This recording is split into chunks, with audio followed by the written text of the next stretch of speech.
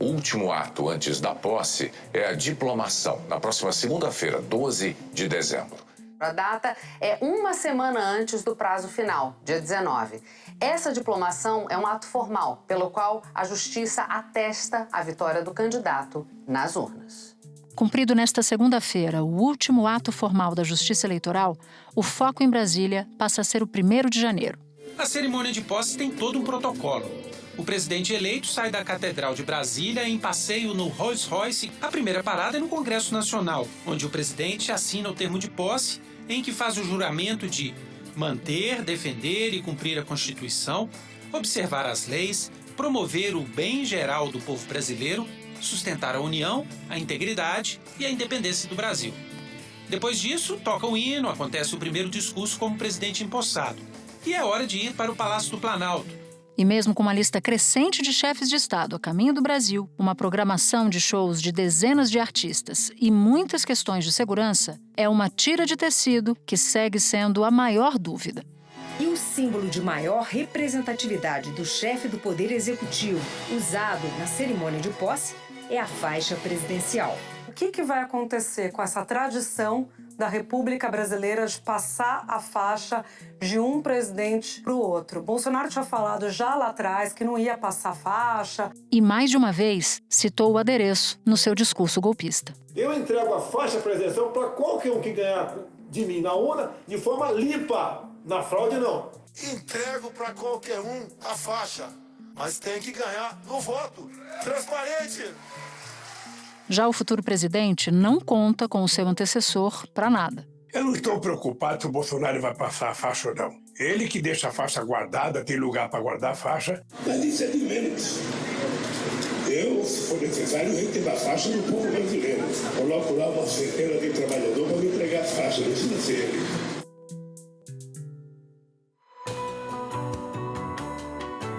Da redação do G1, eu sou Natuza Neri e o assunto hoje é a passagem da faixa presidencial, sua origem, o que diz a legislação e os significados de uma eventual quebra de tradição.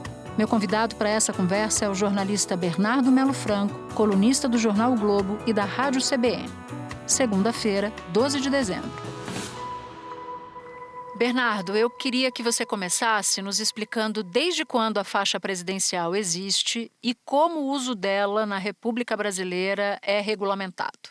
Olha, Natuza, essa faixa verde e amarela ela foi criada em 1910 por um decreto do presidente Hermes da Fonseca, que era marechal e que queria algum tipo de ornamento ali para simbolizar o poder presidencial. A ideia era que essa faixa fosse transmitida de presidente para presidente, cada vez que houvesse alternância de poder. Mas a gente sabe que o Brasil é um país marcado por golpes, por ditaduras, por rupturas institucionais, então foram poucas as vezes em que um presidente eleito pelo voto popular passou essa faixa para outro presidente eleito pelo voto popular. A última vez que isso aconteceu foi entre o Lula e a Dilma, em 2011. Presidenta da República, Dilma Rousseff, recebe a faixa presidencial. Como esperado, ela mesma coloca... Pegou e colocou a faixa, né? Depois a Dilma sofre impeachment, então a faixa vai para o Michel Temer, mas que não tinha sido eleito como cabeça de chapa. Se o Bolsonaro comparecer a essa cerimônia, pela primeira vez em, vamos dizer, 12 anos, a gente vai voltar a ver essa cena, né? De um presidente eleito passar a faixa para outro presidente eleito. Ou seja, então na história é mais comum não passar, na história recente pelo menos, é mais comum não passar a faixa do que passar, é isso? Exato, e por diferentes razões, né? Uma, eu citei, são os golpes, né? As rupturas, as saídas não planejadas de um presidente da República. Agora, também teve ocasiões em que o presidente se recusou a passar a faixa para o sucessor. Isso aconteceu, por exemplo, em 1985, quando o general João Batista Figueiredo, que era o último presidente da ditadura, simplesmente disse que não aceitava passar a faixa para o José Sarney. O Congresso decidiu que não haveria passagem de faixa. O senhor queria passar? Eu queria passar. Inclusive o senhor saiu rápido, né? Quer dizer, foi direto pro avião. Assim que o Congresso me comunicou isso, eu esperei que o novo presidente empossado fizesse o juramento. Estava empossado, eu saí, fui-me embora. Então, o Figueiredo saiu por uma porta lateral do Palácio e o Sarney tomou posse sem receber a faixa das mãos do presidente que saía. Mais recentemente, teve os casos de impeachment, né? Então, o Collor sofre impeachment, não passa a faixa para o Itamar. depois a própria Dilma sofre impeachment, não passa a faixa para o Michel Temer. Agora, há uma expectativa de que isso aconteça, Natuza, porque essa transmissão da faixa ela é uma coisa muito simbólica, né? Ela é a foto que fica de uma posse presidencial. A gente sabe que a posse é uma cerimônia muito longa, um rito que envolve uma série de coisas, né? Dura quase 8 horas, começa com desfile de carro aberto, depois vai para o Congresso, depois vai para o Palácio do Planalto, depois termina no Palácio do Itamaraty. Mas aquele momento que fica mesmo, que as pessoas registram, que vai para o livro de história, é justamente o momento em que o presidente passa a faixa para o outro. É um pouco, assim, já que a gente está em tempo de Copa, como aquele momento depois da final em que o capitão da equipe vencedora vai lá e ergue a taça. Essa é a foto que vai para o livro de história. No Palácio do Planalto, uma cena que o país esperou por 40 anos. Um presidente eleito pelo povo passa a faixa a um sucessor eleito pelo povo. Depois de 8 anos na presidência, Fernando Henrique Cardoso disse que quase chorou de emoção ao passar o cargo a Lula. Então todo mundo se lembra daquela foto do Lula recebendo a faixa do Fernando Henrique. Pelo visto, é possível que a gente não tenha essa foto no dia 1º de janeiro, caso o Bolsonaro, de fato, cumpra essa ameaça dele de não comparecer à posse do presidente Lula. E o que mais acontece no dia 1º de janeiro, que é o dia da posse? Existe, por exemplo, um decreto pelo qual o Bolsonaro pode se negar a participar da cerimônia? Em tese, ele pode sim, Natuza. O que acontece? O que está realmente na Constituição, o que está na lei, é o seguinte. O presidente da República vai até o Congresso Nacional, ele presta aquele juramento e assina o termo de posse. Que é o que conta, né? É o que conta, isso aí é o que vale. No momento que isso ocorrer, que o Lula assinar o termo de posse, ele automaticamente se torna presidente do Brasil. Ali começa um novo mandato presidencial. Então, tudo o que acontece depois, o presidente voltar para o Rolls Royce, subir a rampa do palácio, depois vestir a faixa, ir até o parlatório, tudo isso é uma cerimônia, é um rito, tem valor simbólico. Mas o valor legal não tem mais, quer dizer, a questão já está resolvida. É claro que tem uma regulamentação, né, um decreto que foi assinado pelo ditador Emílio Médici em 72, que fala do cerimonial da posse. E aí sim, está lá previsto que depois de receber os cumprimentos, os dois presidentes vão até um local no Palácio do Planalto, onde o presidente que entra recebe a faixa do presidente que sai. Agora, repito, isso é um protocolo, né? Isso é um cerimonial. Não quer dizer que seja obrigado por lei a isso ocorrer. Se o presidente que está saindo não passar a faixa, não aparecer, sair de férias, se esconder embaixo da mesa, isso não importa. Quer dizer, quem está chegando já assinou o termo de posse, já se tornou presidente. Fica só uma questão de birra, né? Uma tentativa de melar de alguma forma, de criar ali um constrangimento na posse de quem está chegando. Desde pelo menos julho de 2021, o presidente Bolsonaro tem ventilado ou endossado essa ideia para os seus apoiadores de que só passaria a faixa se as eleições fossem, abre aspas, limpas, fecha aspas, segundo os critérios dele próprio, até porque a gente sabe que as eleições deste ano foram limpas. O que está por trás dessa estratégia? Por que ele diz isso?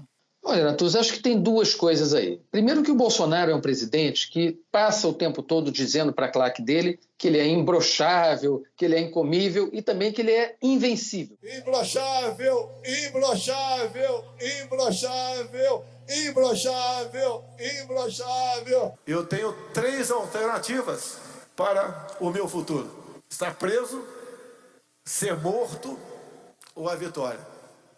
Podem ter certeza, a primeira alternativa, preso, não existe. Ou seja, ele passou a ideia para os seus seguidores de que ele jamais seria derrotado. E que se ele fosse derrotado, isso só aconteceria por causa de uma fraude, bem seguindo aquela cartilha do Donald Trump.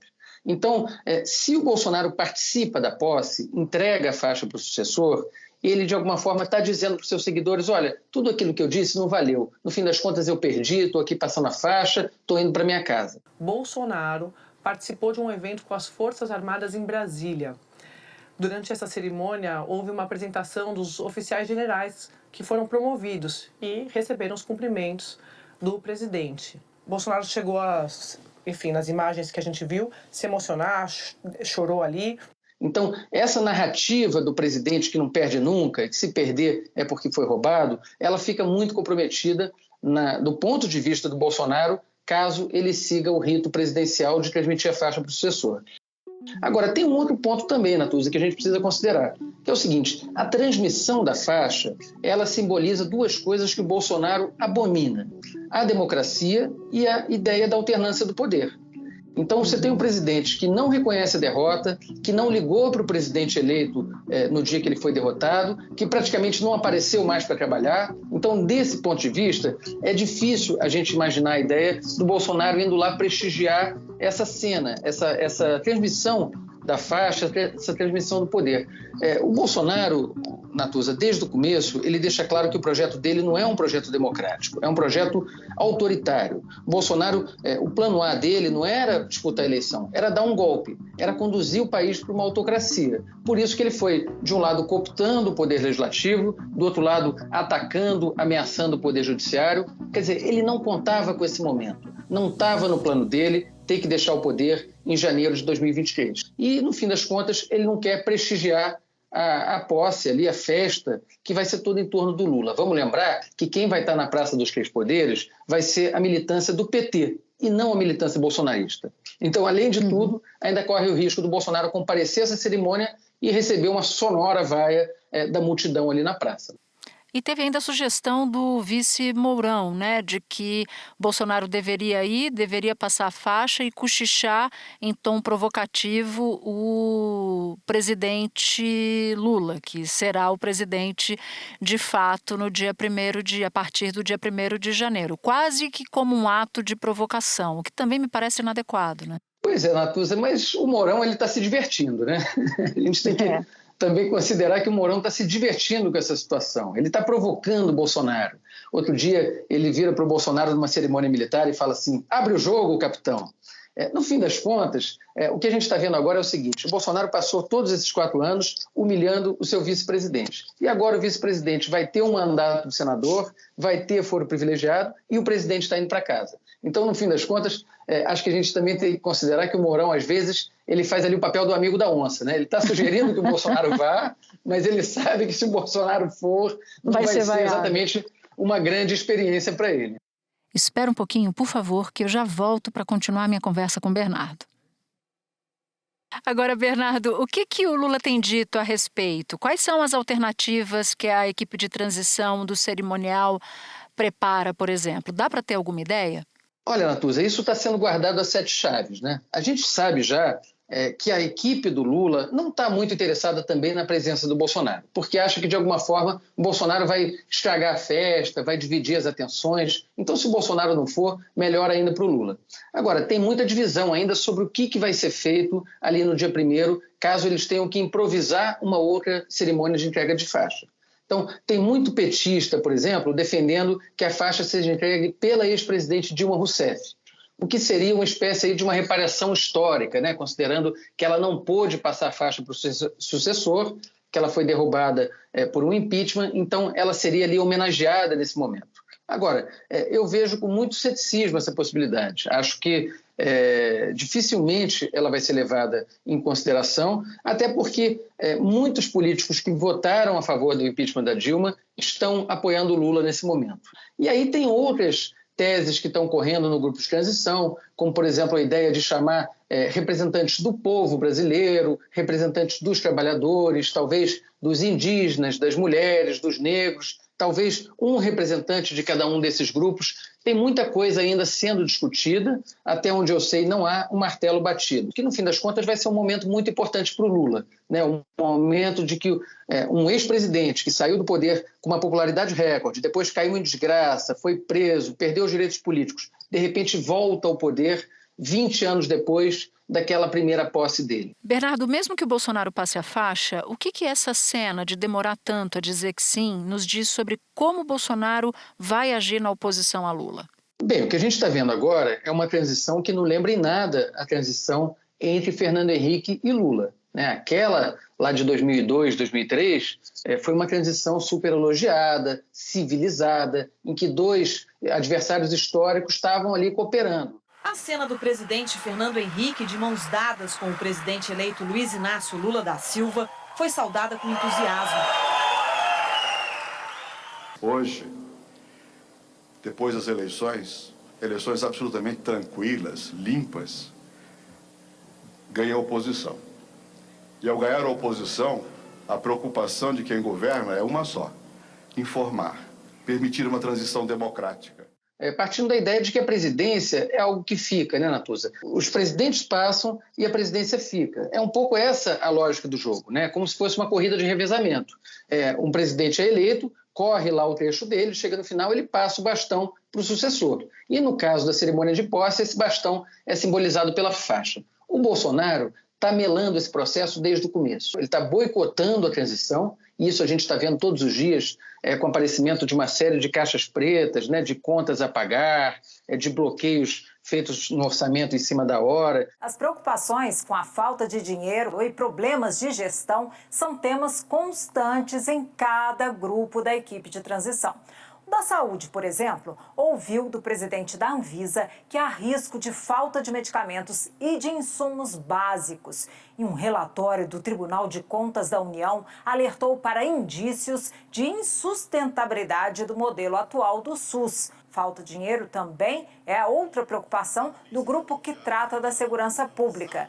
Se já não tem recursos para emissão de passaportes, o risco é faltar verba para outros serviços essenciais da Polícia Federal e da Polícia Rodoviária Federal. Contra o caixa vazio, o governo eleito vem defendendo a tal PEC da transição, furar o teto de gastos para conseguir bancar o programa Bolsa Família de R$ 600. Então, a gente não tem uma posição colaborativa da parte do presidente que sai. E não vai ter, certamente, no dia 1º de janeiro. O que isso diz sobre o futuro? Olha, diz que a oposição feita pelo Bolsonaro também vai ser diferente da oposição que foi feita pelos tucanos a partir de 2003. Ou seja, não vai ser apenas baseada em discurso, não vai ser apenas baseada em divergência de ideias, mas também numa tentativa de sabotagem e de desestabilização do novo governo. Situação de isolamento que não é boa para Bolsonaro, que saiu do processo eleitoral derrotado, mas como uma liderança de oposição, e agora está vendo minguar esse apoio no seu entorno, está ficando pouca gente ali. Acho que está bastante claro para todos os atores políticos nesse momento que é isso que a gente pode esperar. Esse golpismo que hoje está em porta de quartel, defendendo golpe militar, intervenção, não passar o poder no dia 1º de janeiro, esse golpismo não vai desaparecer da noite para o dia. Ele vai continuar presente na sociedade. Nesse sentido, é um cenário completamente diferente do cenário de 20 anos atrás. O Lula não deve enfrentar apenas adversários, ele vai passar a enfrentar inimigos. E esses inimigos já mostraram que eles sabem jogar, inclusive fora das regras do jogo, para tentar atrapalhar a vida de quem está do outro lado. Concordo, assino embaixo, sigo o relator em todas as avaliações. Bernardo estava demorando para vir aqui desde que eu comecei no assunto, a gente já estava a ponto de brigar, mas finalmente ele deu o ar da graça e resolveu nos visitar e é sempre muito bem-vindo. Meu amigo, estava com saudade de você, volte sempre. Saudade também, estou à disposição, um beijo grande. Este foi o Assunto, podcast diário disponível no G1, no Globoplay ou na sua plataforma de áudio preferida. Vale a pena seguir o podcast na Amazon ou no Spotify, assinar no Apple Podcasts, se inscrever no Google Podcasts ou no Castbox e favoritar na Deezer. Assim, você recebe uma notificação sempre que tiver um novo episódio. Eu sou Natuza Neri e fico por aqui. Até o próximo assunto.